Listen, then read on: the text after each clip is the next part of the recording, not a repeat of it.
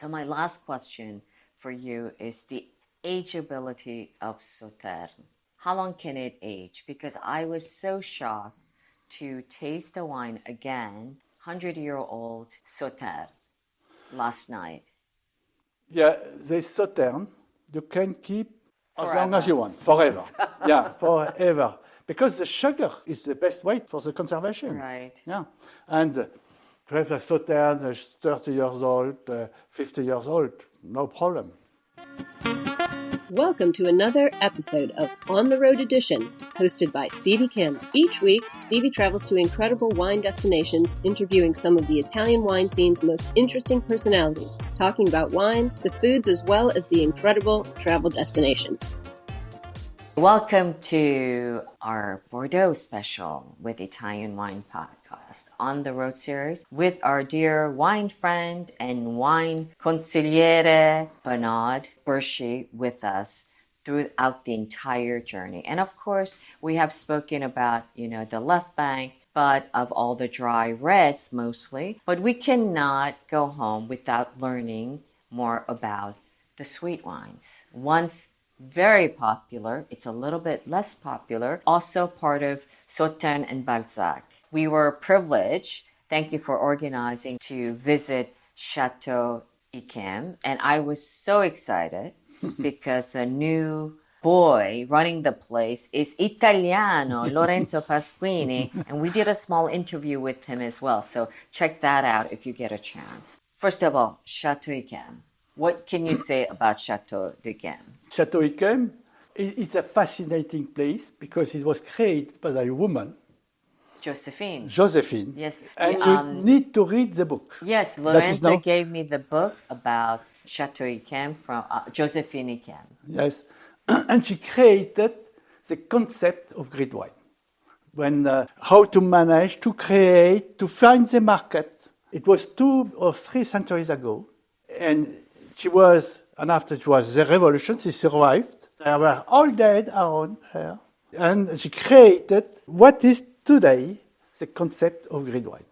And what is Yquem is a special place because it's on the hill. And they have a south, but they have a east and a north. And of course, the climate is very changing in Bordeaux. You have seen that you have rain, you have sun and so on. And the vintages are not the same. When the vintage is very warm, but the south face is too much. But the colder west face is interesting. But if the vintage is very rainy, they use only the south face. And at least we have only 1/3 you make Yquem. And they blend the different parts.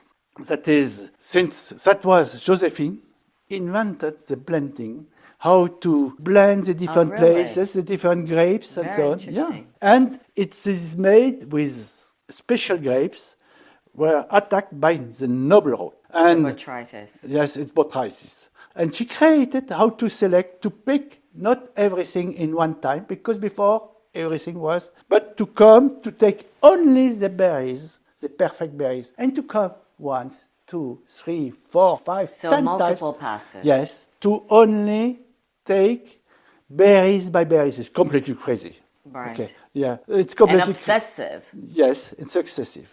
And then, for example, 88, it was during 2 months. Oh my goodness. Yes, and you have 2 kinds of vintages. If it is made like in 2003 in 2 weeks, you have not the same complexity if the pick is picked during 2 months. I remember Lorenzo saying that one vintage in particular, they harvested until December. Yes. So it's crazy. Yes, because they need to wait, and if it is too warm, you have no botrytis. You have only botrytis if you have an inoculation by the rain, usually. Mm-hmm. And after that, you have to wait that it developed and to pick berries by berries. And that is Josephine. She created the sweet wine, all the great sweet wine, with a lot of complexity. That is, you need to read the book. Yeah, I'm looking forward to it, actually. And that is, Yquem is probably the perfect place because it's a hill, and you have the south, the east, and the west. And they have first growth, They are around Yquem. One in the south, another one in the west, another one in the east. And when I understand Yquem, I can say what are the first growers who they are able to make red wine. Right. Okay. Now, So, what do you think about the vintage presentation?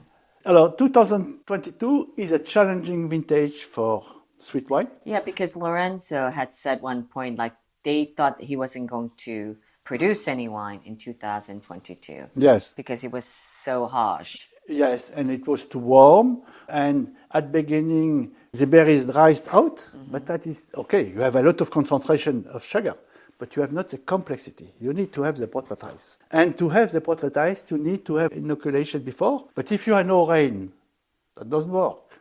But that is a place where usually that works at least 8 times to 10, 9 times, but it doesn't exist 72, 74, and so on. There are several vintage. Yquem doesn't exist because they are not able to make a great sweet wine. Yeah, so they don't produce, every vintages, Yes. only if the conditions are met. Yes. What was the last vintage that they didn't produce? I believe it was 70. 12? No. No, 70, 90, 92 perhaps. I have to check. I have a, Yeah. no. Okay. So then we also tasted actually Pichon Baron de Sudireau. Sudireau. Yes. And it was crazy the level of sugar there, Yeah. right? Because in Sauternes you have 190 grams, I believe. more, much more, 180. Yeah. Yeah. But you have 3 types of soil, 3 Okay. terroirs. So tell us a little bit about it. But Sudireau is a sandy soil. Okay, sandy soil. Yes. And sandy soil usually is lighter. You have less acidity in the wine. But when you have potratized grapes, you have the acidity with the potratized. And it seems always more powerful because you have less acidity. In the other hand, you have in Barsac, that is limestone. Limestone, you have always more freshness. Okay. Okay, that is Barbaresco, for example. Okay. Okay, and then you have more freshness. Okay, and with the same level of sugar, it seems lighter because you have more acidity. And you have clay, like in Sauternes, you have always more power. And Yquem has all the soils. Right. Okay. All different types. Yes, the different. So that's how they blend. Yes, and they blend the different types. And you have 2 grapes. One is Sémillon. Sémillon, usually most of the Sauternes are made with 80, 90, Mostly Semillon. 100% Sémillon. And then a Sauvignon. And the other, you have Sauvignon, that is well known everywhere in the world. And well known has always more acidity, more freshness. Less complexity, but it brings the acidity. And usually, you have 20% of Sauvignon to bring the acidity, the freshness. But I saw that Sudireau was doing 100% Semillon. Yes. And you have more power Yeah. and more sugar. So let me ask you this. Sweet wines are less popular now. I mean, it's so obvious. I love Sauternes. However, sweet wines are becoming less popular. So I see a lot of these producers going into dry wine business. What are your thoughts about that? The terroir of Sauternes are great to make dry white wine, clearly. And it was made before. Right. Okay. But that is a cycle. You have cycles that people, they love sweet wine. For example, after the last war, or the people, they had no sugar. That during 20 years, the sugar was very popular. Okay. And in France, they made a lot of sweet wine, not only in Sauternes, but everywhere. Right. Okay. Today, the people want to have more freshness, bubbles, and so on, perhaps probably with the global warming. But in the history, that is a cycle. Okay. Now we are in a cycle that they love less sugar for the health, for different reasons. But it's that will coming back. It's clear. So just quickly, in terms of buying strategy, once again, so just to be clear, in terms of prices of Sauternes and Barsac, Barsac is less known, right? Yes, What is but the it's difference? smaller. It's smaller. But Barsac limestone, always more freshness. okay, Sauternes, clay, more power. Okay. If you want to have more freshness, buy Barsac. Balzac. And in a warm vintage, like as 222, is Barsac greater because it's always freshness. In Sauternes, you have a lot of power. If you want to have a powerful and sugary wine, okay, no problem, buy Sauternes. But if you have more harmonious, more freshness, in warm vintage, buy Barsac. But is it fair to say, to generalize by saying that Barsac is more value for money than Sauternes? No, because the great Barsac are the same, and there are a lot of people in the world, they love Barsac. Yeah. Yeah. And roughly the first grow of Sauternes. In Barsac, you have a great wine that is Clémence. It was 50 years ago. Clémence was roughly at the same level as Kim. I see. Yeah. And when you taste 21, 28, 29, perhaps Clémence is greater. Right. Okay. It depends on the period and so on. Right. Yeah. And now Kim is back, clearly. Okay, then. New ownership also. Yes, and it depends of the people that are behind and so on. But now Clémence is back, clearly. Okay, and they make great wine. So to summarize, the vintage 2022 of Sauternes and Balzac, was it up to your expectation after the en-primeur? Yes, it's like as the red wine. They need more time, perhaps, because it's difficult always to taste and to compare sweet wine, because with the level of sugar. It's easier in Barsac, always. And to see exactly, and the problem they need to make choices, because before the portraitise, it was a period of the berries dried out, Right. and with a lot of concentration, but less complexity. And usually, you had to keep only the last part with portraitise. But Sauternes or Barsac, they don't sell it so easy, and they kept everything. And you have perhaps a bit too much for aesthetic sugar, less complexity. And for example, 2021, though it was a very small production, you have more freshness, more complexity, completely different. In 2022, like as the red wine, buy the second label. Aha. Yeah. Okay. Because the second label, It's interesting. yes, they are interesting because you have usually in the second label you have less power, but you have so much power in the great label, the Right. second label, and we tasted very nice second label this morning. Okay. And Excellent. it's easier to drink because when you have it's a lighter sweet wine to begin a meal, it's perfect. So my last question for you is the ageability of Sauternes. How long can it age? Because I was so shocked to taste the wine again, thanks to Olivier, 100-year-old Sauternes last night. Yeah, the Sauternes you can keep as long Forever. as you want, forever. Yeah, forever. Because the sugar is the best way for the conservation. Right. Yeah, and to have a Sauternes 30 years old, 50 years old, no problem. Yeah, Even longer buy than... for your children and the next generation. Yeah, because even longer than the reds, Yeah, right? much longer. Because Olivier was saying that for the Margaux, Château Margaux of 1924, had he waited another 10 years, maybe it would not have been good. You know? No, because This was the window, so he wanted to open his last bottle. the windows is over 50 years. Yeah.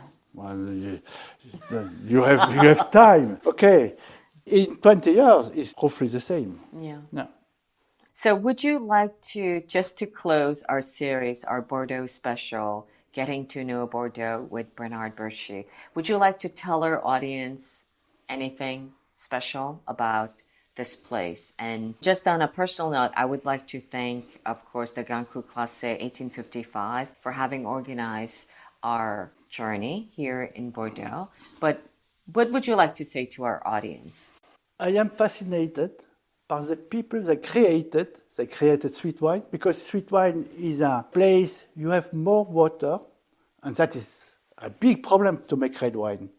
And to transform this problem, to ability to make great white wine with sugar and with botrytis. And botrytis is a mistake. And it's the same in Pauillac. You have usually tannic wine everywhere in the world. The tannins, you can drink it because it's too much. But in Pauillac, they are so elegant, so fresh, that it's no problem. And to discover that, and to find that is the place, because before it was nothing. It was created in the 17th, 16th century. And it's fascinating, like as a marble for Michel-Ange, to find the place and to say, okay, so that's wonderful to make a great statue. And I am fascinated that they were able to find what is the best for each place. And so different wine with the same grape, with the same cabs. When Saint-Junien, they are not the same wine as in Saint-Estèphe, as in Pauillac. And inside Pauillac, you can have the power, the elegance, the complexity, okay? And it's always the same grape, the same berries.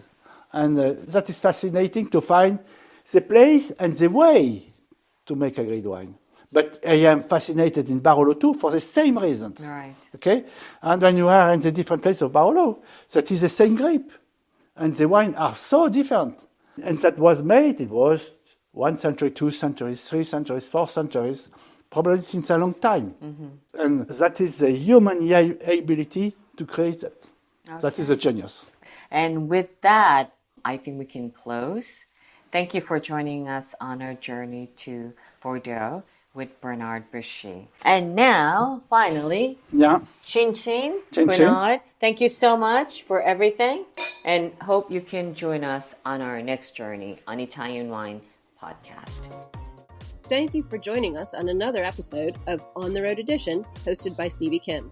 Join her again next week for more interesting content on the Italian wine scene. You can also find us at ItalianWinePodcast.com or wherever you get your pods. You can check out our YouTube channel, Mama Jumbo Shrimp, to watch these interviews and the footage captured at each location.